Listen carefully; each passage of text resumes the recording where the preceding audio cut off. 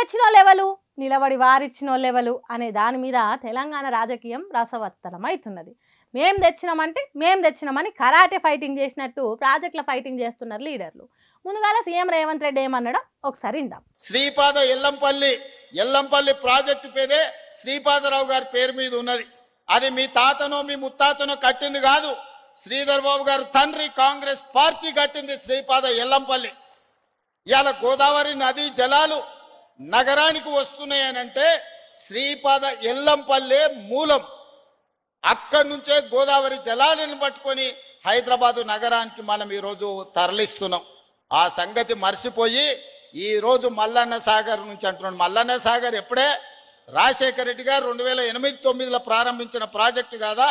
ఇన్నరా, హైదరాబాద్ కు నీళ్ళు తెచ్చిందే మా పార్టీ. అక్కడెక్కడనో ఉన్న ఆదిలాబాద్ అడవుల నుంచి హైదరాబాద్ తెచ్చిన తోప్ లీడర్లు మా పార్టోలు. ఇవాళ మల్లన్న సాగర్ అని మురుస్తున్నారు. అది కూడా మేం షురువు చేసింది అన్నట్టు చెప్పిండు సీఎం రేవంత్ రెడ్డి. ఇటు పక్క కేటీఆర్ ఏమంటుండో చూడండి. వాస్తవం ఏంది అంటే పెద్దలు కేసీఆర్ గారి నాయకత్వంలో పాలమూరు రంగారెడ్డి ఎత్తిపోతల పథకం కింద 90% పనులు పూర్తి చేసి రిజర్వాయర్ల నిర్మాణం పూర్తి చేసి మరి ఇప్పటికే భూసేకరణ కానీ ఇప్పటికే చేయాల్సిన అన్ని కార్యక్రమాలు కూడా పూర్తి చేసి ఒక వడ్డిచ్చిన విస్తర్లాగా అప్పజెప్పి రేవంత్ రెడ్డి గారికి కాంగ్రెస్ ప్రభుత్వానికి అప్పజెప్పి మేము గద్దె దిగాం డిసెంబర్ 23లో. ఇప్పుడు కేవలం రేవంత్ రెడ్డి గారు చేయాల్సిన పనల్లా ఒక 10% పని పూర్తి చేసి కాలువలు పూర్తి చేసి నీళ్లు బ్రహ్మాండంగా తీసుకునే అవకాశం ఉంది, ఇచ్చే అవకాశం ఉన్నది. అది చేసింది మేమే, ఇది చేసింది మేమే అని అనుడు కాదు.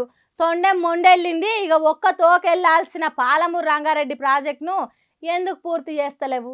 మీరంత సిపాయిలు అయితే ఒక్క 10% ఎందుకు నిలబడి పూర్తి చేసి నీళ్ళు ఎందుకు ఇస్తలేవు అని అడుగుతున్నాడు.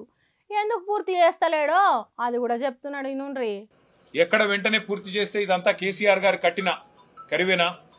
ఇదంతా కేసీఆర్ గారు కట్టిన వట్టెం రిజర్వాయరు, ఇది కేసీఆర్ కట్టిన ఉద్దండాపూర్ రిజర్వాయరు, ఇది కేసీఆర్ గారి ప్రభుత్వం కట్టిన నార్లాపూర్ రిజర్వాయరు అని చెప్పి, ఏదుల రిజర్వాయరు అని చెప్పి ప్రజలకు గుర్తొస్తుంది.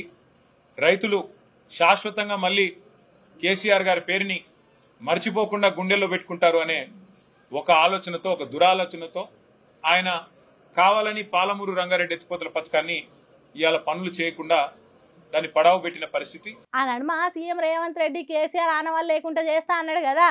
హాగో అందుకే కచ్చగట్టి పాలమూరు రంగారెడ్డిని వండబెట్టి యాగం చేస్తున్నాడట.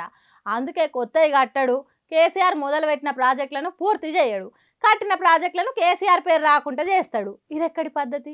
ఇంట్లోకి పోకుండా బయటికి రాకుండా గడపలనే ఉంటా అన్నట్టు రేవంత్ రెడ్డి తీరన్నట్టు మాట్లాడుతున్నారట ఈ ప్రాజెక్టుల పంచాలు చూస్తున్న తెలంగాణ జనాలు.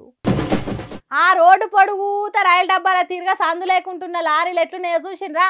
వీటిని అమ్మేదానికో లేకుంటే లారీ ఊరుకుడు పోటీలు పెట్టేదానికో కాదు, ఇవన్నీ ఇసుక లారీలు.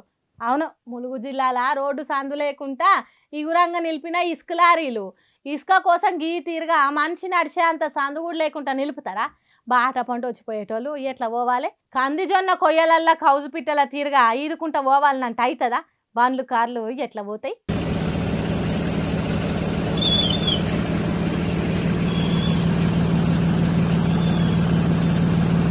అక్కడ రోడ్ ఎక్కడున్నదో కనిపిస్తలేదు.